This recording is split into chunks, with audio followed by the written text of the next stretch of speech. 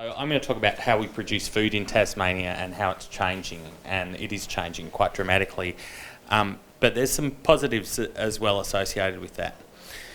So I just wanted to quickly talk about how things are changing in the way they grow. And this is just directly in response to changes in atmospheric carbon dioxide. So, as you know, plants are mostly more or less made of carbon, right? And they suck it in through the atmosphere, and they do it through the tiny pores in their leaves called stomata, which they basically open and close to reduce their water loss. So the trade-off between taking in carbon dioxide from the atmosphere and releasing water vapour to the atmosphere is a constant one that the plants are playing off on.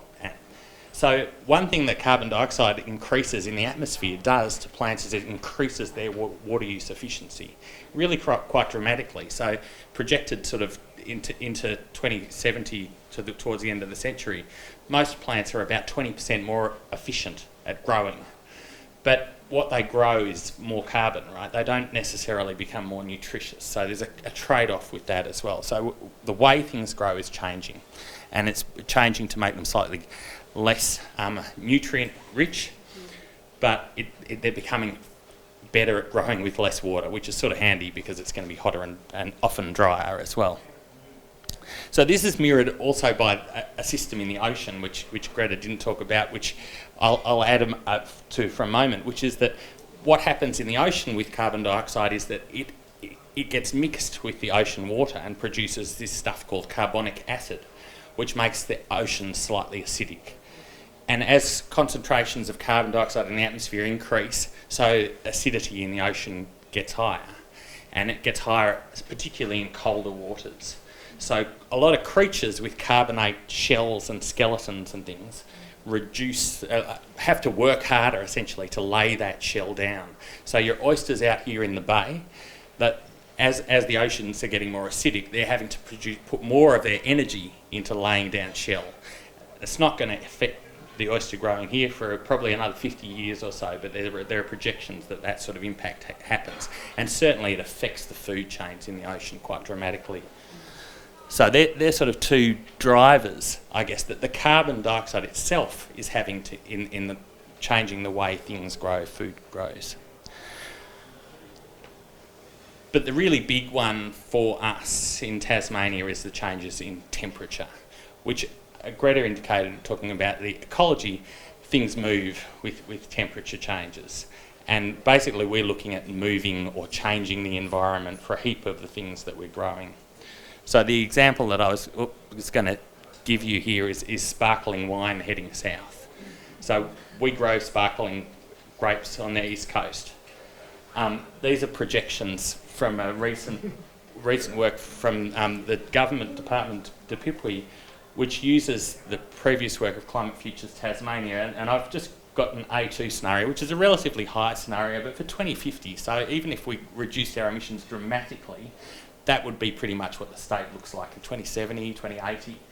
And what we're seeing here is that these areas which are green, well suited, or blue or green, along the east coast here, which are currently well suited to these sparkling grapes, in 30 years or so, they're no longer suitable at all, and the sparkling grapes move south. And that sort of pattern is really common in agriculture. When we're looking at where things grow, what we can grow where and how, these sorts of changes are going on all the time. So you probably know that a lot of wine growers from the mainland are looking to Tasmania and buying up land and buying up water because they can see the writings on the wall. So the business people are making decisions on these grounds across the agricultural industries.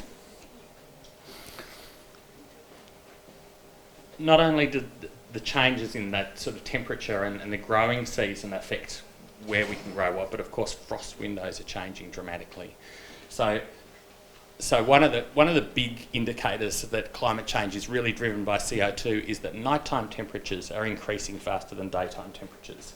And it's not a huge difference, but it indicates that the heat that's being trapped by the atmosphere is because of that CO2. It's being trapped because of that CO2, rather than because all else being equal, the clouds, etc. There's a greater increase in nighttime temperatures. So we're seeing frost windows grow quite quickly. So there's less frost but earlier bud burst. So the whole programming and timing of crops is changing, and things are moving. We're able to grow things in different areas. And in some cases, we're no longer able to, or we're starting to look like we're no longer able to grow things that require particular chill factors in winter. So things like cherries that require a really strong frosty period in winter. We're reducing areas where we can grow them. We might be able to grow them further south, but we can't grow them in the same places anymore. So those sorts of movements are going on in the state as we speak, and a lot of agricultural businesses are looking at how they can move into new areas. Stuart mentioned rainfall, and rainfall's much harder to project with great confidence than temperature. We know where temperature's going, and we know the direction, we know the strength of that change. Rainfall is a little bit harder to predict, but as Stuart indicated, we really know that the big changes is in how it falls. And for agriculture, that's critically important, because what you want is, consistent, relatively light rainfall. Getting heavy rainfall washes your soil away and causes all sorts of damage. So this is the picture from 2016 from the Fingal Valley, from those floods, which probably everyone here remembers very vividly. And these sorts of events, as Stuart indicated, not only change the way we think about engineering, but they change the way we think about agriculture. If you're getting all your rain in big spells, then you need to have means of storing that water either in dams or in the soil itself. I'll talk a little bit more about that in a moment. But where the projections are now, and the reason I've got this text in red is because when we're trying to actually think into the future about what these changes are, it's quite hard because there's so many factors at play in how pastures grow, for instance. There's the temperature and the rainfall and how it falls, and then there's the interactions with the carbon dioxide in the atmosphere and how that affects the speed at which plants grow. So the latest projections are that we're getting reduced pasture yield on average, but potential increases in irrigated summer pasture. And that's actually flipped around over the last decade or so, because we've included in the projections, in the modelling, the intensity of the rainfall events, and because we've understood that there's so much more runoff. So we're not just using the average data or the average temperature. We're getting more precise with the way we understand these things, and it's not looking great, but it's not a huge effect in terms of Tasmanian pasture. The final thing I wanted to talk about was biosecurity, and using this example of the Queensland fruit fly. So everybody here probably heard last summer we had Queensland fruit flies enter the state, and we've had them enter the state previously in summertime often, but we get this effect in winter with frosts and chill that they can no longer survive winter, so they have to come back. They have to be shipped back in by some mechanism. So we have biosecurity to protect our borders from pests like this, which can cause millions of dollars worth of damage to agricultural industries.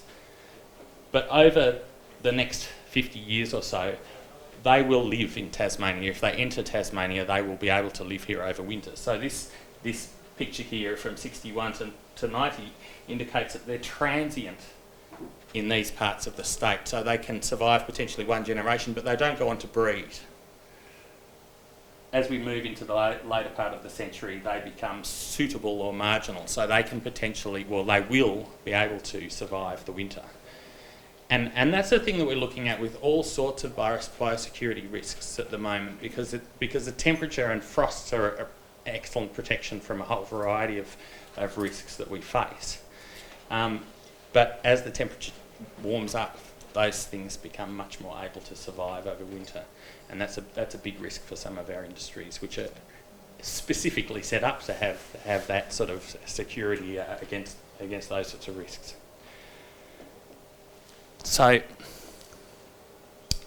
what can we do about this? And there is a lot of work going on around the world in thinking about how we manage this change and the changing climate And there's really three big things that we can do. We can change the genetics, and we're doing that, and it's not necessarily through genetic engineering. In fact, very minimally. It takes about 15 to 20 years to genetically modify a plant, but we bring plants from elsewhere, and we grow plants that have grown elsewhere.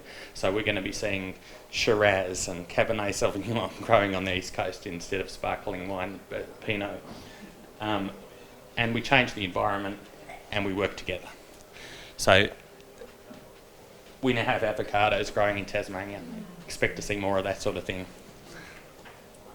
We're growing things in protected environments. We stopped on the way up at a place they're putting in 30 hectares of raspberries just outside Sorel under greenhouses. And that protection gives you amazing amounts of control and ability to control the environment and protect against pests and manage your water and all these sorts of things which give you an enormous amount of control and also add a huge amount of value to the product you're producing. But really importantly, it's not just about controlling the environment, it's about making sure we look after our soil and make sure the water gets into it and stays there. And so thinking about deep-rooted perennial plants and how we make sure that the plants that we have in a particular environment are suitable to ensure that agriculture can regenerate, store water, but also store carbon. We want to store carbon in our landscapes. Biosecurity is a massive mission and gets bigger and more expensive as we progress into this century, and it's going to be a really big challenge for Tasmania. And this is the working together bit. This is a PhD student of mine from Holland who's in the Netherlands. They have huge water engineering, all sorts of amazing work that they've done on managing water for centuries, right?